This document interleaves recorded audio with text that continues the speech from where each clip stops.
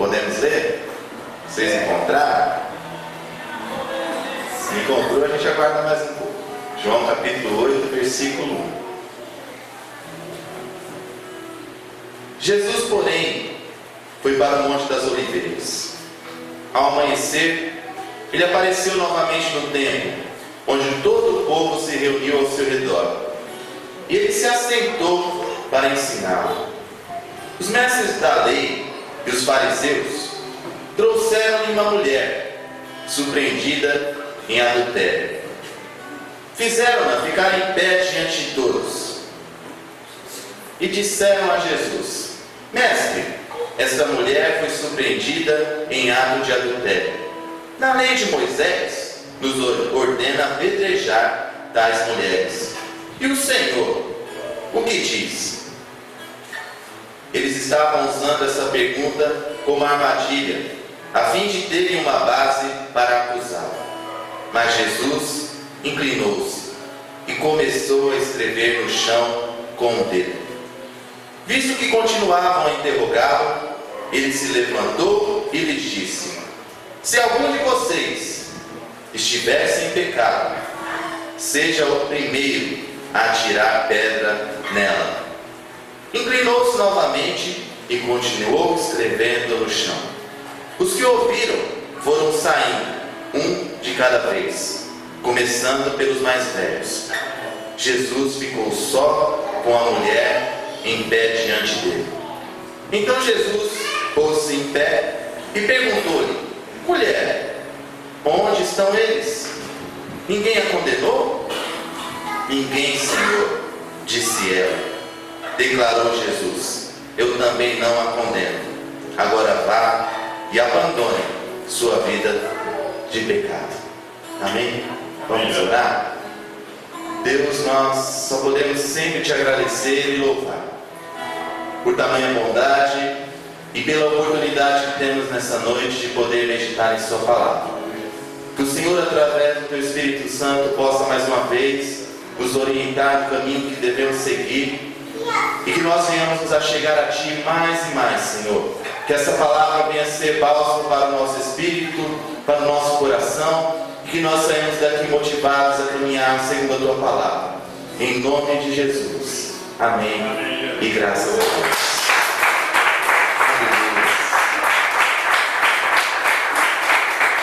Nós acabamos de ler um relato esplêndido por um lado e terrível por um outro lado. Terrível por imaginar que alguém tenha cometido uma falha e a partir disso seja exposto a uma humilhação pública sem um mínimo de compaixão daqueles que estão a acusando. Mesmo porque tudo foi arranjado por gente de má índole, não por pessoas justas querendo justiça, não por pessoas idôneas querendo justiça. Horrível também pensar que seres humanos estavam com pedras em mãos, firmemente decididas a atirarem com toda a força contra o corpo daquela mulher pecadora. Queriam matá-la brutalmente. Porém, esplêndido por observarmos a paciência, a bondade e a preocupação de Jesus para com aquela mulher e para com todos os que estavam presentes, sendo Jesus o reflexo de Deus, que a Bíblia diz: quem vê a mim, vê o Pai. Pergunta: após lermos essa história, essa passagem bíblica, de qual lado estamos nela? Qual lado que estamos nessa história que lemos?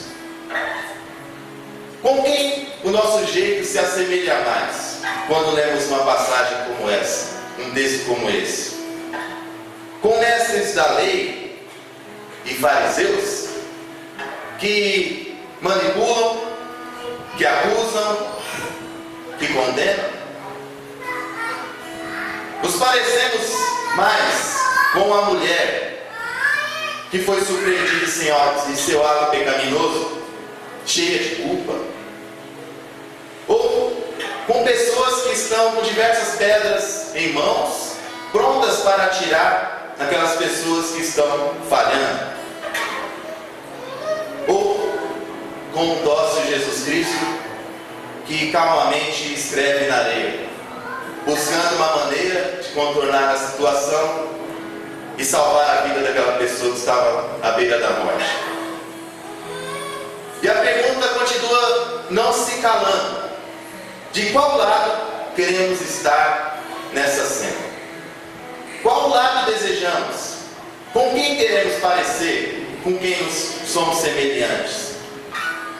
Sendo assim, eu convido cada um de nós a voltar ao texto mais uma vez, no trecho que lemos sobre a acusação, no versículo 3.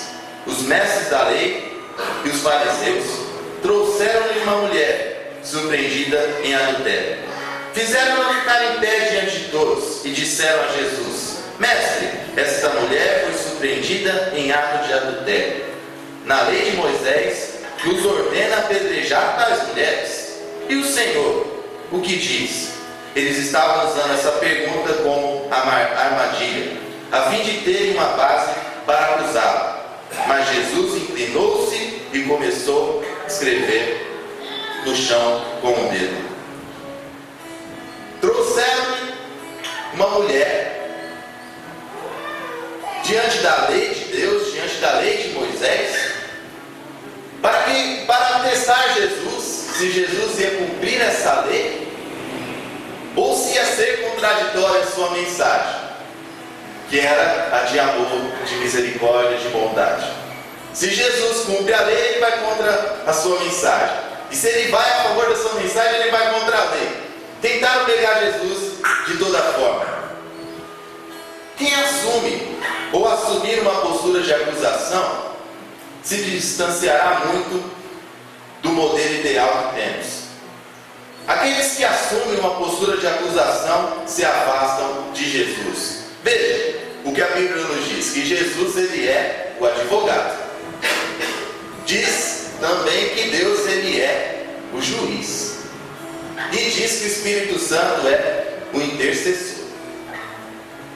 Quem é o acusador da história? Que a Bíblia nos mostra. Diabo, o inimigo. Ele é o acusador. Jesus é o advogado, Deus, juiz, Espírito Santo, intercessor. Sem perceber e desejar, nós podemos nos tornar anticristos ou anticristãos, no sentido de sermos opostos à mensagem e vontade de Deus, à mensagem e vontade de Jesus. Nós podemos, sem querer e sem perceber, ser opostos. Por exemplo, se procurarmos defeitos, vamos encontrar muitos em tudo e todos. Se procurarmos os defeitos, encontraremos. Porém, se usarmos dele para prejudicar e não ajudar, nós seremos parecidos mais com a figura do diabo do que com a figura de Jesus. Perceber erros, identificar falhas, é normal. Jesus também percebia. Ninguém é cego. Aqueles que procuram os erros encontram. Mas, se nós olharmos na questão de acusação, nós pareceremos mais com fariseus e com doutores da lei. Algumas características de quem quer prejudicar alguém quando encontra um erro: acusa, divulga, condena e apedreja. Característica daqueles que querem prejudicar alguém. Algumas características de quem quer ajudar: analisa, conversa, perdoa e ajuda. É a diferença daqueles que se parecem com Cristo e quem se parece com os fariseus. Nosso Senhor Jesus está aparentemente em um beco sem saída. Senta-se, coloca o seu dedo no chão e começa a escrever. É um ato um pouco diferente, talvez estranho, do Jesus que nós estamos acostumados a presenciar. Jesus aparentemente sempre tem uma resposta rápida, quase que pronta, Jesus já sabe o que fazer, já sabe orientar.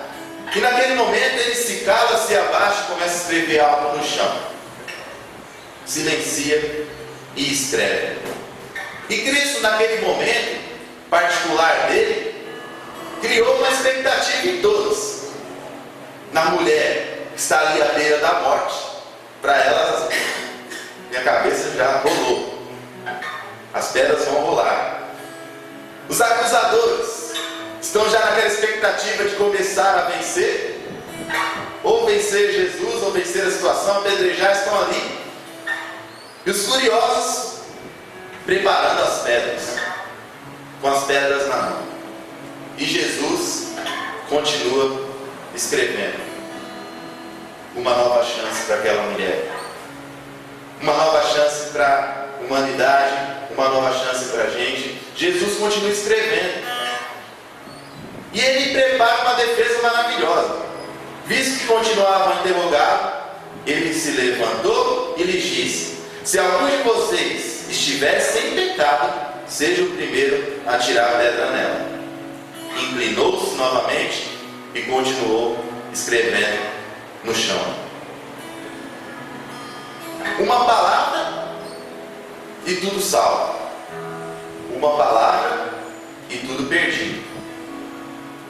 Aqueles que querem buscar soluções, eles procuram as melhores palavras, procuram os melhores gestos, procuram os melhores sentimentos, param para analisar.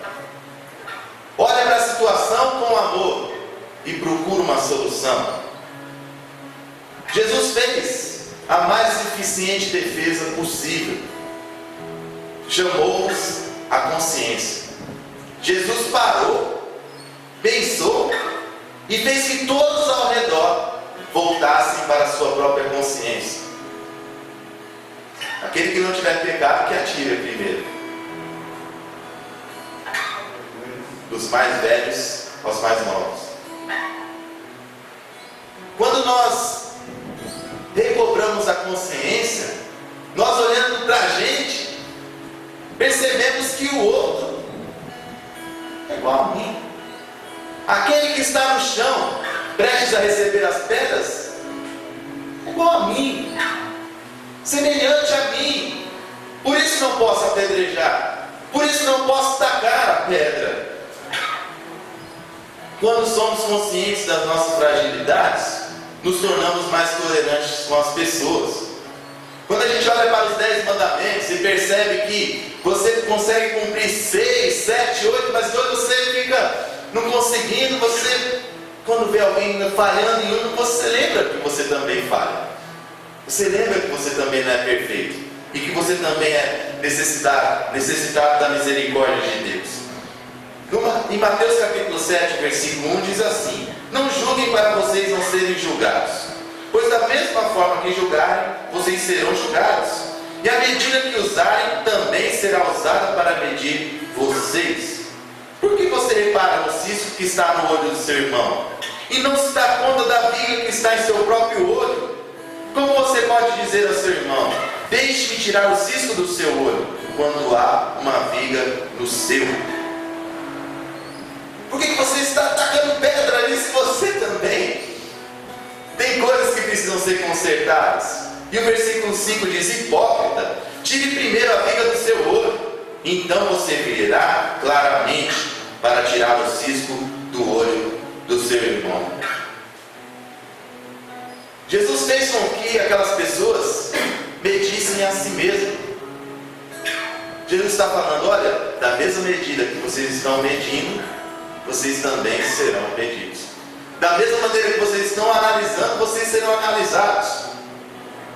Com o mesmo desejo que você tem que os outros acertem contra você, você também terá que acertar. Você também não poderá errar.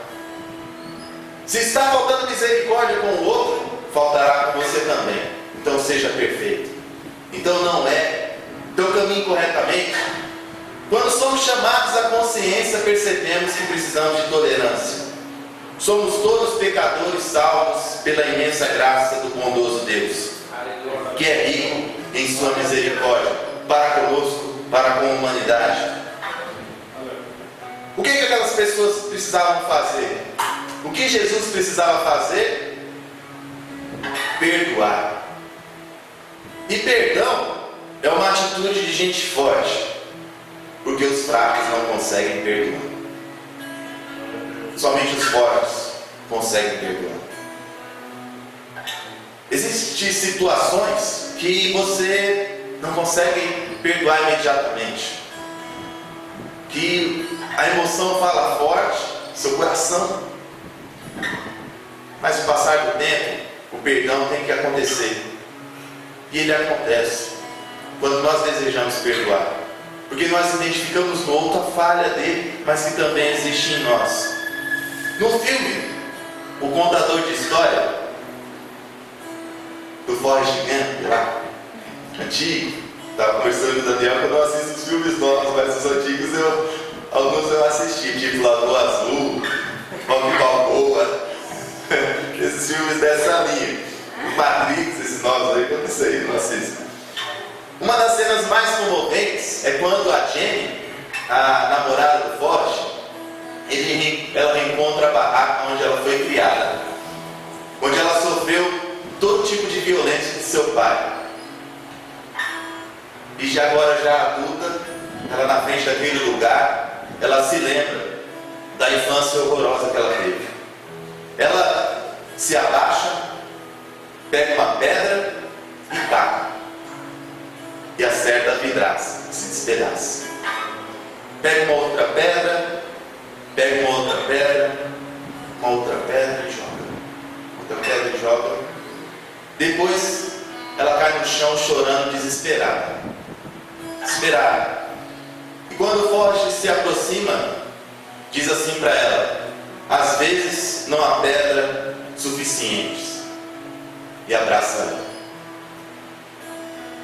Aquele que taca a pedra, não existe pedra suficiente que arranque aquele sentimento do seu coração. Aquele que não perdoa, não existe pedra no mundo capaz de devolver aquilo que se perdeu, de reparar aquilo que se perdeu. Não existe.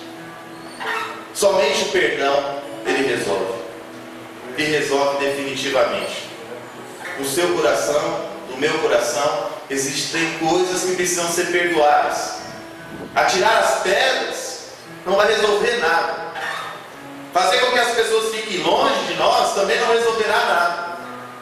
Precisamos perdoar. Precisamos que as pedras sejam soltas, porque não existe pedra suficiente para arrancar esse sentimento do nosso coração. E no versículo 11 diz: ninguém, Senhor, disse ela. Declarou Jesus: eu também não a condeno. Agora vá e abandone sua vida de pecado. Arrependimento. Jesus diz a ela: ó, cadê eles? Nenhum deles são capazes de te acusar, e nem eu também não te acuso. Agora vá, se arrependa, mude, deixe de fazer o que você acabou de fazer, deixe de realizar tal obra. O arrependimento só acontece quando se reconhece o erro, quando se reconhece que é falha. Agora, quando a gente pensa assim: quem está certo sou eu, quando eu não me analiso dessa forma, de repente aquela mulher poderia encontrar um monte de desculpas. Porque eu fui até aquele ato, porque aconteceu tal coisa na minha vida, e aquele tal momento isso sucedeu, e eu não tenho culpa, foi a vida. Tenho do que me arrepender, não tenho nada do que me arrepender. Fatalmente ela voltaria à mesma prática. Agora, o que aconteceu ali? A mulher estava à beira da morte, prestes a ser apedrejada. Jesus, seu advogado, em meio àqueles acusadores, absolve. E agora diz a ela: não volte mais aqui, não volte mais até essa cena, se arrependa. E abandonar somente é possível em corações gratos pela nova chance. Pela nova chance que se dá. Quando um amigo falha com o outro e esse o perdoa, ele está dizendo assim: olha, eu estou te dando uma nova chance para a nossa amizade. Eu quero que a nossa amizade prossiga.